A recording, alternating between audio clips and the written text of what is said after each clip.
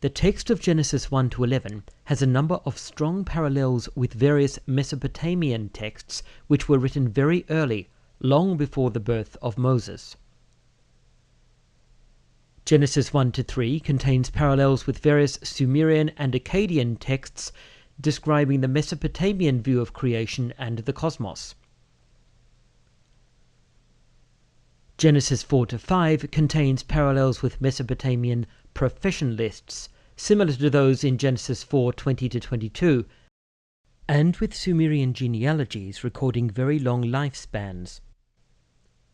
Genesis 6 to 8 contains parallels with Sumerian, Akkadian, and Babylonian stories of a massive flood sent by the gods. Genesis 11 contains parallels with a couple of fragmentary Sumerian texts referring to the building of a very large tower and a time when humans spoke in one language, which was later confused by a god, or the gods. The density of such references in Genesis 1 to 11 indicates these chapters were written for an audience familiar with these Mesopotamian texts. The Mesopotamian textual parallels with Genesis 1 to 11 are not merely general, nor are they sporadic. They are typically very specific, involving not only identical concepts, but even the same phrasing or words, as well as events in the same order. In some cases, they use the same kind of literary structure and format, and in some cases they use words borrowed from the languages of Sumeria and Akkad. The level of detail in these parallels indicates strongly that they were not simply the result of a Hebrew writer demonstrating oral knowledge of stories he had heard. They indicate the writer of Genesis 1 to 11 had actually read these Mesopotamian texts and was not only consciously aware of them, but was writing in direct response to them. How do scholars typically understand these parallels? Firstly, it is widely agreed that the Bible does not borrow its narratives from the earlier stories. A few quotations from various scholars make this clear.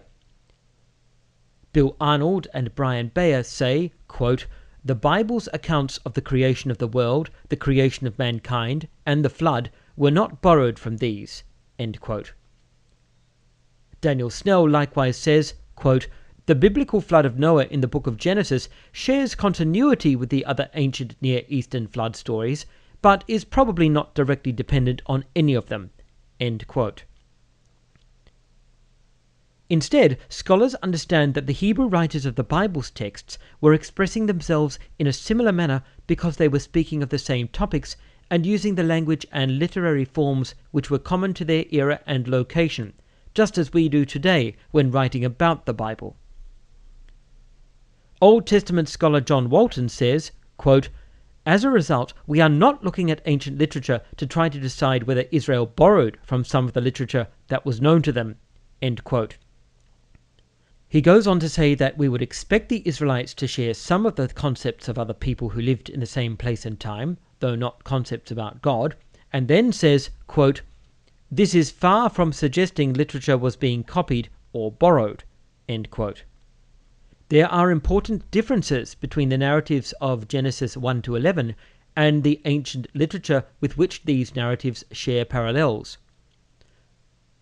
Much ink has been spilled over whether the Genesis texts should be referred to as myth, a word with highly charged meaning in everyday conversation, but with a more complex and nuanced definition when used by scholars. A widely accepted scholarly definition of myth is a traditional narrative referring to one or more characters which are not human, typically set in the distant past. Although Genesis 1 to 11 fits this very narrow scholarly definition of myth, this is still very far from the typical everyday use of the word myth to mean an old story about things which never happened. What is more important is the intent with which the text was originally written. On this basis, Bible scholar and historian Mark Smith says the Genesis narratives are not myths.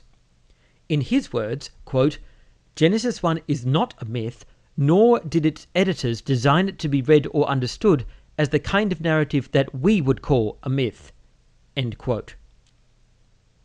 This is a widespread view among scholars, many of whom have identified the many ways in which Genesis 1 to 11 actually differentiates itself from the myths of the surrounding nations. There is an academic consensus that Genesis 1 to 11 in fact represents a demythologized cosmos, a universe in which mythological elements have been deliberately removed. The text presents itself as religious history. Even more clear is the way in which the Bible's narratives deliberately take aim at the beliefs of Israel's neighbors and confront those beliefs relentlessly. There is undisputed agreement among scholars that Genesis 1 to 11 is a sustained and concentrated attack or polemic on the religious worldview of other Mesopotamian societies, an early example of comprehensive debunking, to use a modern term.